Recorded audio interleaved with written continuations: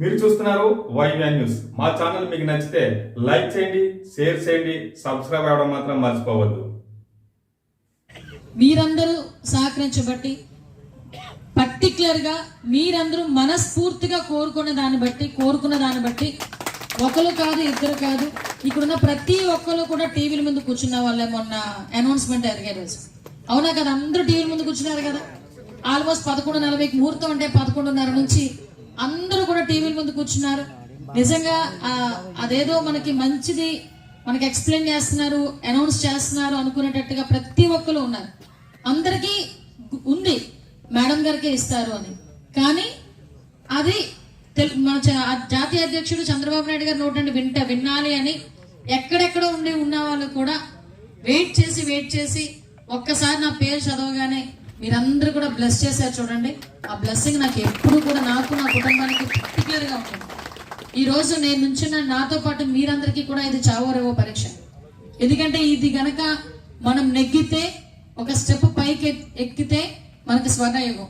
అలాగా నా స్టెప్ దగ్గర ఉండిపోయినా, ఒక స్టెప్ కిందకి దిగినా విషయం ఆలోచించుకోవాలన్నా ఊహించుకోవాలన్నా కూడా చాలా భయంగా ఉంది. దయచేసి 4 సంవత్సరాలు 4.5 సంవత్సరాలు మీరందరూ అన్నారు అనిత కష్టపడింది, నాతో పాటు మీరందరూ కూడా కష్టపడ్డారు. రాష్ట్రం అంతా తిరిగాం, నియోజకవర్గం మీరు చూసుకున్నారు.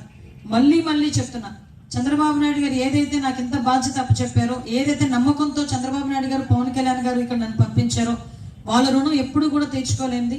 అదేవిధంగా మీరందరూ ఆశీర్వదిస్తున్నందుకు మీ రుణం కూడా ఎప్పుడు తీర్చుకోలేంది. కానీ ఒకటి మాత్రం మాటిస్తున్నా, గెలిచిన మరుక్షణం నుంచి మీ సేవలోనే ఉంటా. ఇది మాత్రం నేను ఒక మేనిఫెస్టో ఒకటి నోట్ చేసుకున్నా, అది కూడా నేను ఒకసారి ఎక్స్ప్లెయిన్ చెప్తాను. నేను నా వరకు వచ్చిన ఎక్స్ప్లెయిన్ చెప్తాను.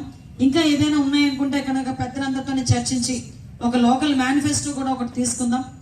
అదేవిధంగా ఆ లోకల్ మేనిఫెస్టోలో ఉన్నవే చేస్తానని కాదు, అవి మెయిన్ టార్గెట్లో పెట్టుకొని మిగతావన్నీ చేస్తూ మెయిన్ టార్గెట్లో పెట్టుకోవడం. నేనంటూ ఒక విజన్లో వెళ్తున్నాను. నేను మిమ్మల్ని కోరుకునేది ఒకటే, ఇప్పుడు నియోజకవర్గాల వారీగా అభివృద్ధి సంక్షేమ కార్యక్రమాలు ఇవ్వాలి. ఇప్పుడు ఇవన్నీ కూడా నేను అనుకున్నవన్నీ చదువుతాను, ఇవన్నీ కూడా మీ అందరికీ కూడా మేనిఫెస్టోలో చెప్పేవి.